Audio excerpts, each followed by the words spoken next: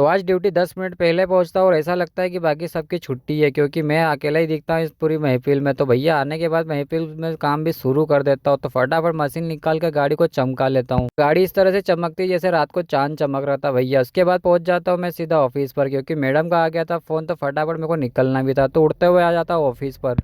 यहाँ पहुंचने के बाद तो डिक्की में सामान रखते ही रखते आगे सीट पे भी रख देते, लेकिन इनको नहीं पता था कि मैं गाड़ी साफ करके लाया। तो मैंने तो सोचा कि अब जाके डबल मेहनत करनी ही पड़ेगी, तो अब क्या कर सकते हैं भैया, मैडम का आदेश था तो पालन तो करना ही पड़ेगा।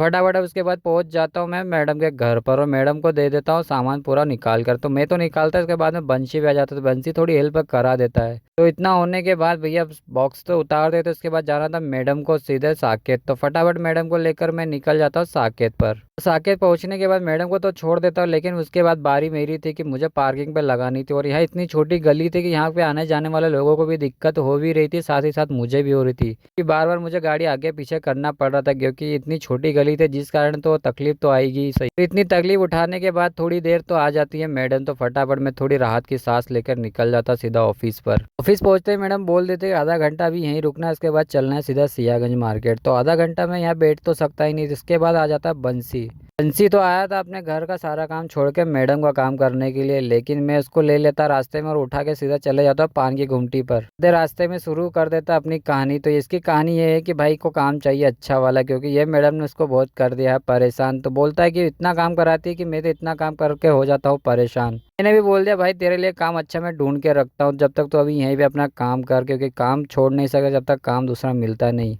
बाद भैया आ जाता है मैडम का रास्ते में ही फ़ोन। तो मुझे तो लगता है कि मैडम जाने वाले हैं सीधे सियागंज मार्केट, लेकिन बंसी को मैं बोल देता कि तुम मुझे इधर ही उतार, नहीं तो अगर मैडम ने देख लिया दोनों को साथ में तो इनाम दे देगी। तो मैं उसको साइड में ही उतर जाता और उसको निकाल देता। उसके बाद फिर पहुंच जाता हूँ मैं अपनी गाड़ी के पास। गाड़ी में पहुंचने के बाद मैं निकाल लेता हूँ गाड़ी और फटाफट से मैडम भी आ जाते हैं। तो मैडम को जाना था अभी सियागंज मार्केट, लेकिन भैया मार्केट में जाना इतना आसान बात नहीं है इस गाड़ी लेकर, क्योंकि वहाँ पर बड़ी बड़ी गाड़ियाँ चलती है। तो इतनी छोटी गाड़ी लेकर जा रहा हूँ मैं, तो मुझे टेंशन हो जाता है। और भैया यहाँ पहुँच के ही ऐसा टेंशन हो जाता है, क्योंकि यहाँ पर बड़ी बड़ी गाड़ियाँ और पास से निकल रही थी, इतना ट्रैफिक था कि ट्रैफिक से बेहाल हो गया था मैं। लेकिन करना क्या था, मुझे गाड़ी को बस इधर से उधर करना था।